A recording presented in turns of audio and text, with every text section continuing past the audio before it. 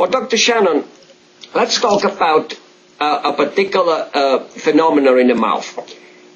People get gum disease.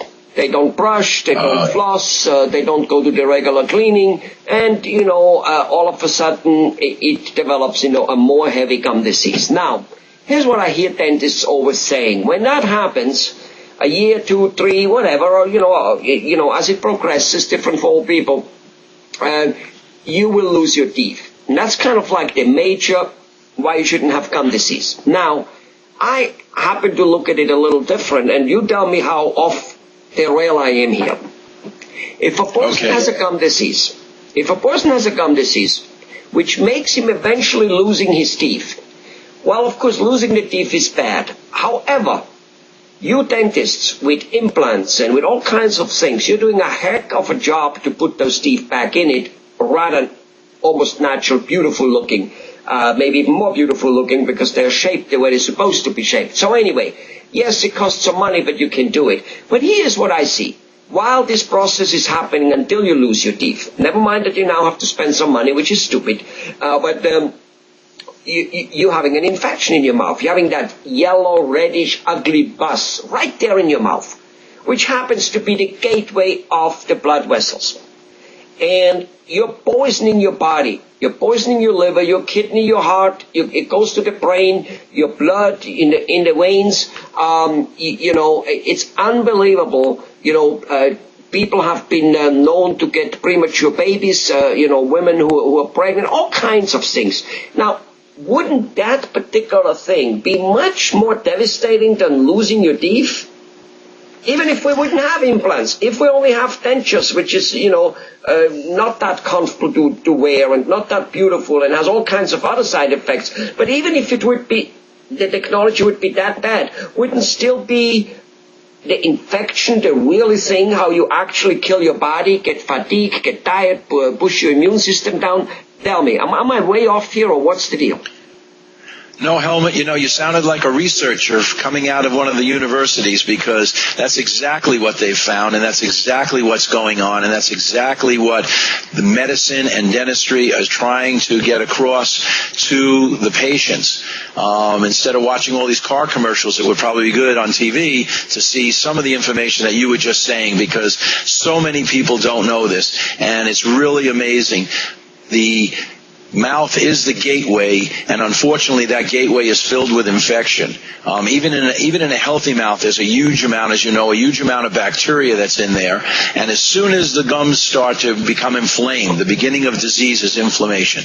And as soon as that happens, boy, it's in your bloodstream. And if you're healthy, you can fight it on a chronic basis. But 3 out of 4 adults at the age of 50 or older in this country have gum disease, and 3 out of 4 adults have some form of heart disease. So there's a correlation right there. It's the same bacteria that's in your mouth that's in the inside of the vessels of the heart. It's the same bacteria that's causing liver inflammation. It's every one of those things that you said, the immune system being attacked, the brain, it's all there. And it's something that can be so easily taken care of. It's not even a matter of taking a pill for it. It's a matter of basically taking care of your teeth 2 times a year. Showing up to the dentist and getting them cleaned on a regular basis and taking care of them at home on a regular basis. It would just resolve all of those issues to begin with. And so you're absolutely right. And if one has it, well, then you might need what you guys call a deep scale cleaning, which is just a little bit bigger, deeper scraping the infection out.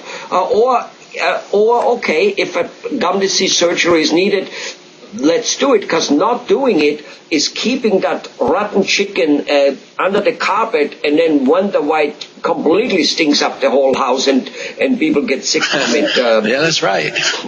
When people come in and they say they're concerned about bad breath, that's the first thing we talk about, and most of them have, as you like to call it, the chicken under the rug, and once the chicken's cleaned out of there and everything's scrubbed down and disinfected, it goes away. But you don't even need to have surgery in a lot of these cases, because so much of it can be done routinely and just, that first step, and there's a lot more that can be done than that. It's that, it's not a matter of, doing something terribly major on the person to turn it around. Sometimes it's just, like you said, a deep cleaning, maybe just an extra visit. Sometimes we use our lasers, and the laser can be used the same way they use laser on the face to get rid of a wrinkle. You can get rid of the puffiness in the gum and the pocket that's in the gum with the laser, and it's a simple, you don't have to be numb for it. You don't even need anesthetic. It's just a little bit of work on it, and 20 minutes, an extra half hour, a second visit, and you're right back on track. Or sometimes we put an antibiotic down where there might be a really deep